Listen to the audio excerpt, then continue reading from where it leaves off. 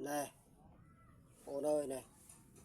Ô, màu hơi thì đôi này. Rồi, hộp toàn ăn. Xạ mơ. Ô này. Màu hơi, nó.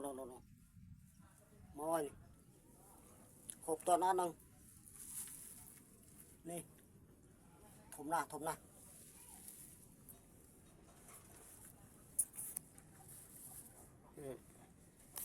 Hộp toàn ăn.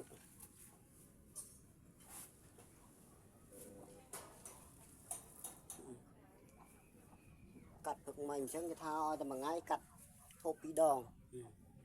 Này.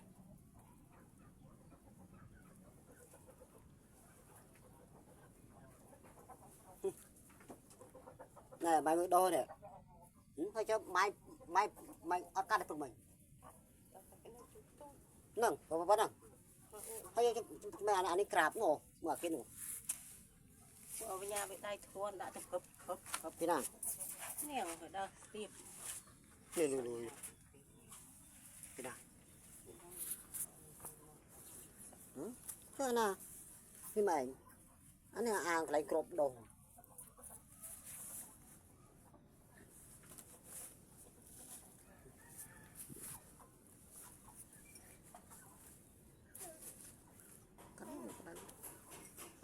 hoặc bánh nhận lên này Ủa.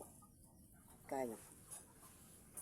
hoặc bánh tôi là gì vậy anh thằng máy tôi nhầm cho tôi này Ồ, cá đào. Bài tiếng bông bò lộ.